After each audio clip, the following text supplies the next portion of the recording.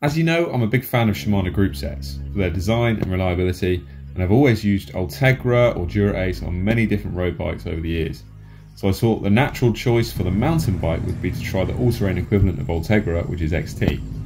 Spoiler, I don't paint such a rosy picture of this Groupset as the other reviews on YouTube. So is this Groupset one of Shimano's finest? Let's have a look. Starting right at the top, the brake levers are a lower profile design with a lighter lever feel than Hope brakes or SRAM equivalents, but this added bar brace is a really nice touch and stiffens the whole assembly under hard braking. Bleeding is also a doddle. You don't need a syringe or any proprietary valves, just the Shimano bleed cup, which is quite a cheap part to use, quite a cheap part to get. These are the 4 piston calipers. The XT Groupset is also available with a lighter 2 piston caliper version, which is more suited to cross country or kind of light trail use. I'm running 200mm discs front and rear, which is plenty for me. Braking performance has been faultless and consistent actually, with a reliable bite point from new. I did give them another bleed after a couple of weeks riding, which did improve the lever feel a bit, but didn't really improve the power. They don't seem to be that well bled from the factory actually, and this is something I've found with the road brakes too. Caveat time, they absolutely howl in the wet all the time. This is something that, yes, in 2021 is still plaguing bicycle disc brakes. Now, the howling or squealing comes from inconsistencies in the friction coefficients of the pads and the discs, basically, leading to vibrations in the pads and the other semi-constrained parts on the caliper, like the pad axles and the pins and stuff like that. Obviously, the pads need to be able to move freely in and out and in other directions to expand and contract, etc. But it's this freedom of movement that allows the vibration to happen. If I was to move back to riding in muddy and wet conditions regularly, I don't think I could live with these brakes, to be honest. I'd probably swap them out for Hopes. If you want to see what I'm talking about and how badly they squeal in the wet and how consistently they squeal in the wet, visit McTrail Rider's channel. It's a really good POV mountain biking channel based in Scotland. Oh, for fuck's sake! Next then, let's look at the crankset in BB. I'm running 170mm cranks and a 32 tooth chainring.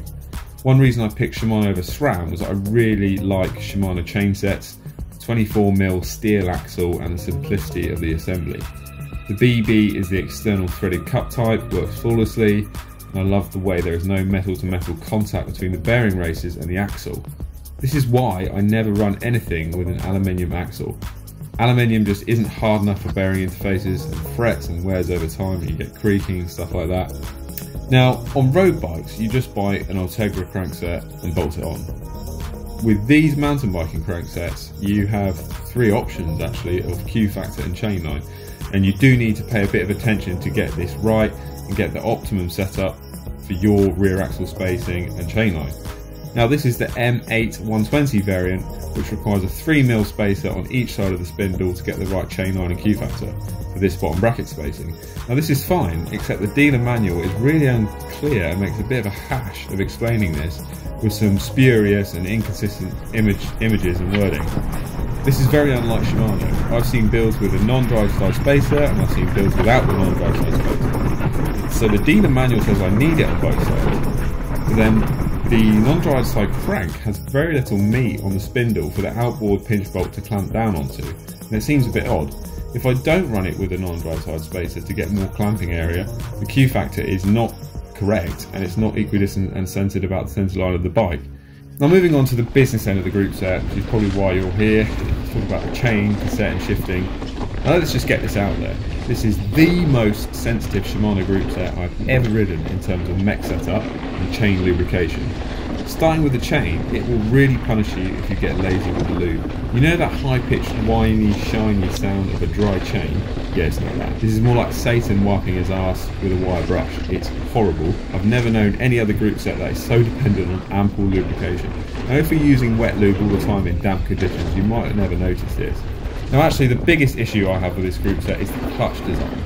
I don't think it's Shimano's best work, to be honest, but this variant of clutch design has been seen for a while now on Shimano rear mechs, including the old 11-speed Shadow mechs, and it works by clamping a one-way needle roller sprag bearing.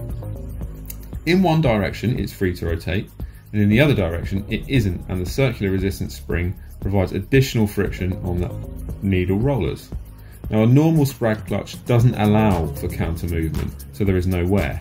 With this, counter direction movement is allowed but comes with extra resistance and friction, thus giving you the clutch benefits of stopping the lower cage bouncing forward and allowing chain slap, particular chain slap contact with the chainstay. Needle roller sprags aren't normally allowed to have this counter rotation, so there is little wear and tear. With this, the bearing is actually essentially allowed to slip in the housing with high friction, the housing being the outer spring. This has been problematic in terms of consistency, wear and lubrication. After a few weeks of dusty riding, I noticed the clutch movement to be notchy and inconsistent.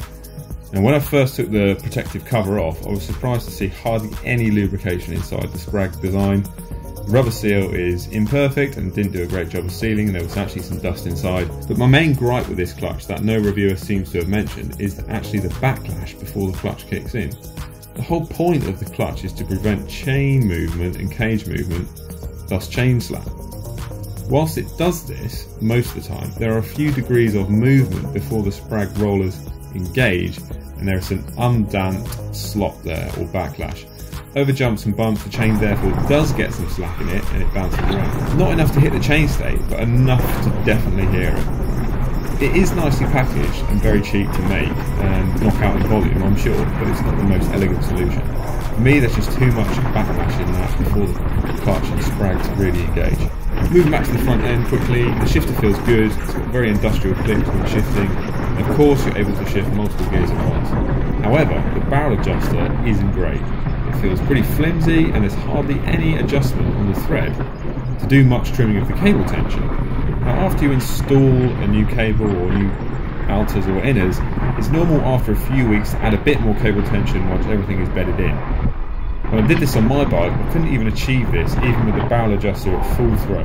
This problem is compounded by long lengths of outer cable and convoluted internal cable routing, as we see so much on modern bikes. It'd be nice to see a coarser thread with a longer throw on it and a bit nicer kind of barrel adjuster to enact more adjustment on the cable.